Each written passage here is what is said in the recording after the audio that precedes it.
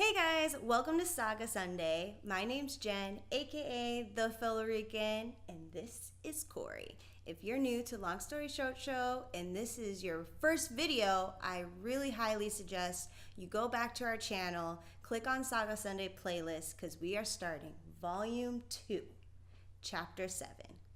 So, here we go. All right. We start off with my favorite, a flashback. If you don't know me, Jen, the Philarican, I love flashbacks. This is a cool dog.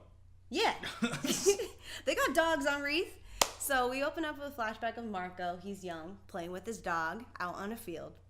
And his parents call him over because they're going to take him to a very important site on Wreath. Yeah.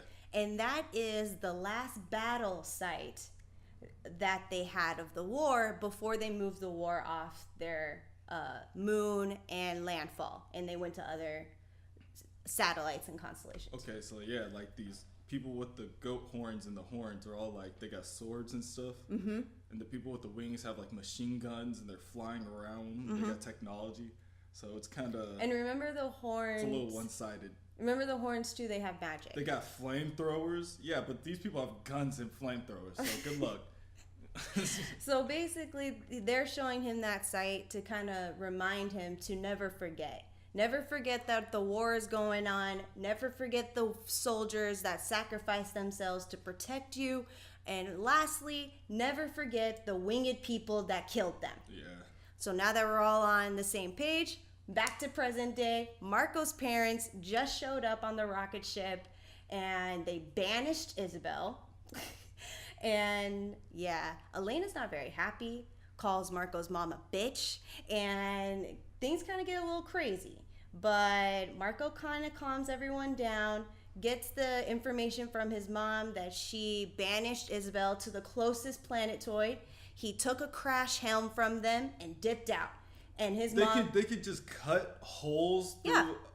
Yeah, well, they have to be wearing the crash helm and have the weapon with it. So it's not like they can just do it with any weapon that they have. They have to have that crash helm. Oh, and then they can just cut holes through like anywhere. It's like a teleporter thing. Exactly. It's like vibing. It's like Cisco. Okay. Exactly. So then Clara's like, oh, I'm going to go after my son because obviously he's not thinking straight, leaving Marco's dad and his wife alone on the rocket ship. She's like, glad I got to do this in the towel. Right. So, of course, Marco's dad, he's like trying to make sure the baby's okay. You know, this is still a brand new thing to him. But at the same time, he knows that's his grandbaby. So he wants to, love on it, wants to take care of it. But Elena's not having it, and he gets stuck in the rocket ship's like vines, like a trap. So then we go to Marco and his mom. They're on the closest planetoid. We don't know if it's a planet, a moon, whatever, or a satellite. They're just there. And basically his mom's going in on him, telling him that he's a dummy because he married that woman, and obviously she broke that sword instead of him doing it. And he's like, well, actually I did it. She's like, well, you're even dumber than I thought you were. Then use a dummy. Yeah, then use a dummy. So then before she even has any more chances to like scold on him, he pushes her down and saves her from a bone.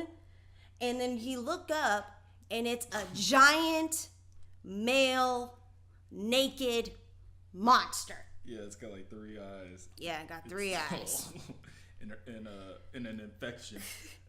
And the last thing that I want to mention before we move on is that Clara mentions that no wonder, since her son is a dummy, no wonder a freelancer came to visit them.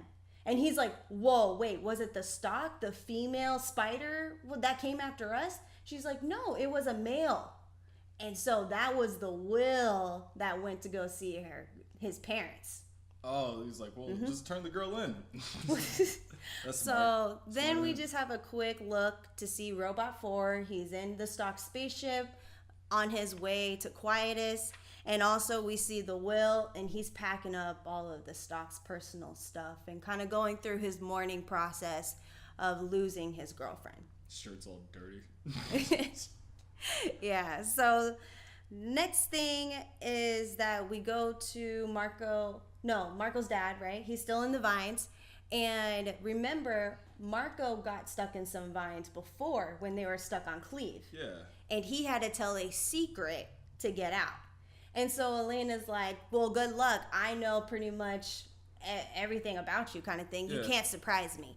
And his secret is that he has just a couple of months to live. Yeah. And so he got released from the vines. He's dying. And before Elena freaks out because she's like, wait.